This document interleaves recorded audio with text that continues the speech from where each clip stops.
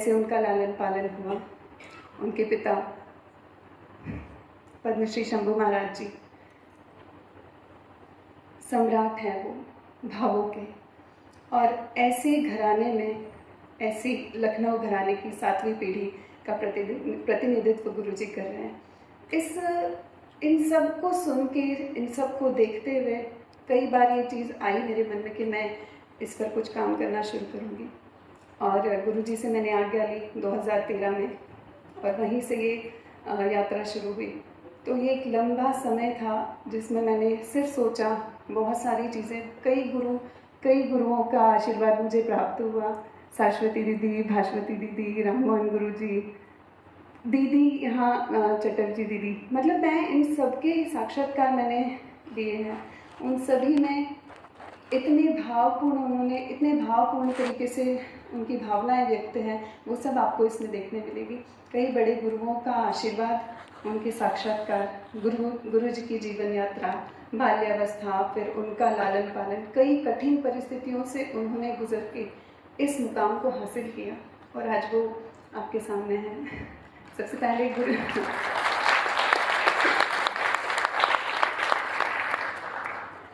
गुरुजी ने जो भी काम किए हैं, सबसे पहला तो मैं ये कहूँगी कि वे बेहद सरल और सहज व्यक्ति हैं।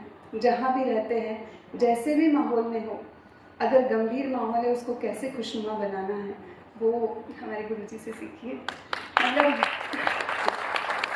हम उनके साथ में शायद एक पिता और पुत्री का जो रिश्ता है, एक दोस्त का जो रिश्ता है, कई बार हमें ऐसा, क्योंकि मैं इंदौर से थी, और इंदौर के पहले मैं महिदपुर की हूँ, एक बहुत छोटे से गांव से, तो वहाँ से दिल्ली तक आना, और उस जगह पे आपको एक इतना अपनापन मिलना कि आप उस सरलता से उस जगह को अपना लें, और आप उस माहौल में ढलते हुए किस तरह से अपनी कला को निखारें, ये हमारे गुरुजी बहुत ही बेहतरीन तरीके से करते हैं।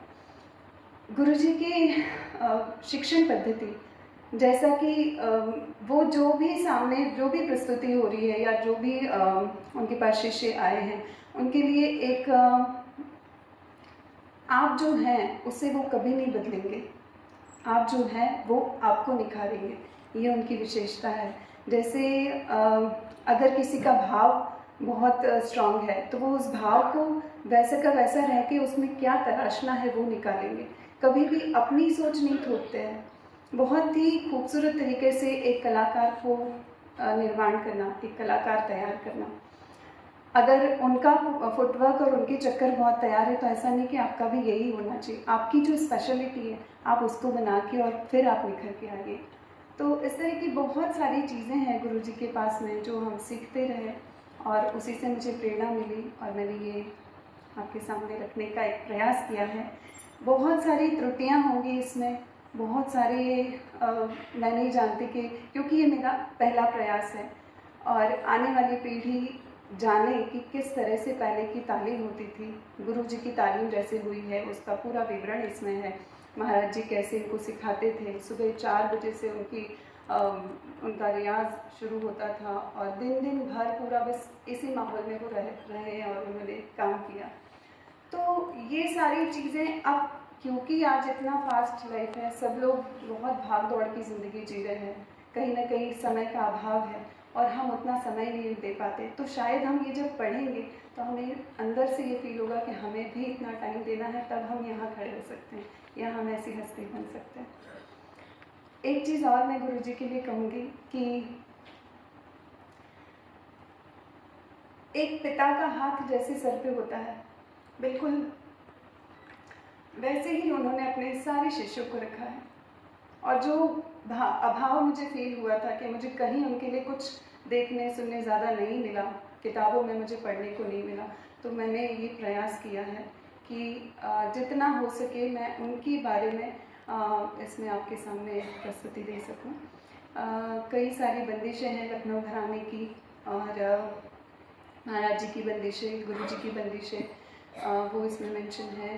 कथक का इतिहास, और गुरु जी के द्वारा जो संरचनाएं की गई है, उसमें किस तरह से उन्होंने उन संरचनाओं के पीछे उनके क्या सोच रही है, उसको भी मैंने इसमें लिखने का एक प्रयास किया है। इस पूरी यात्रा में मैं अपने परिवार को बिल्कुल नहीं भूलूंगी, क्योंकि बिना उसके सपोर्ट के, बिना उनके सहारे के हम कभी आगे नहीं बढ़ सकते। मेरी फैमिली में सबसे पहले मेरे माता पिता, जिन्होंने मुझे इस शिक्षा को ग्रहण करने के लिए हमेशा मेरे वो स्ट्रॉन्ग पिलर बने रहे, उनको मैं धन्यवाद देती हूँ। और फिर मैं शादी हो गई। अक्सर ऐसा होता है कि शादी के बाद ये वाली जो लाइफ है आपकी कथक यात्रा कहीं ना कहीं थम जाती है या उसमें एक ब्रेक लग जाता है। बट मैं बहुत सौभाग्यशाली मानती हूँ अपने आप को कि मैं ऐसे परिवार में मेरा जाना हुआ जहाँ सबने मेरी इस भावनाओं को समझा और हमेशा मेरा साथ दिया। मेरे शादी के बाद में माता पिता और मेरे पति, मुझे दिख नहीं रहे यहाँ से, मेरे दोनों प्यारे प्यारे बच्चे जो इतना सपोर्ट कर रहे हैं, बहुत छोटे हैं अभी, एक 5 साल का है, 2.5 साल का है। उनके होते हुए इसको लिखना मेरे लिए बहुत कठिन था, लेकिन बिना उनके ये मेरे लिए बहुत मुश्किल था, फिर भी मैं कर पाई। तो उन सभी का मेरा तहे दिल से धन्यवाद। मेरे दोस्तों का धन्यवाद।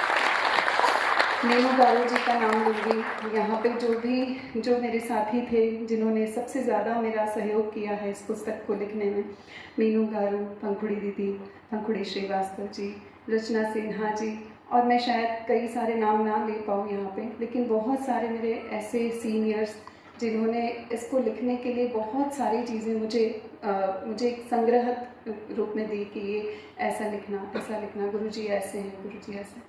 तो बस यही आज मैं आपके सामने कहूँगी कि आप एक बार ज़रूर पढ़ें, और जो भी आपको लगता है, जो भी त्रुटियाँ हैं, आप ज़रूर उसको लिखित रूप में मुझ तक किसी भी तरह से पहुँचा सकते हैं, ताकि मैं उसमें और संशोधन कर सकूँ, कहीं कुछ करेक्शन है वो मैं कर सकूँ। धन्यवाद। आपका बहुत धन्यवाद। और अब मैं श्री अशोक वाजपेयी जी से निवेदन करती हूँ, आप कृपया अपने विचार व्यक्त करें।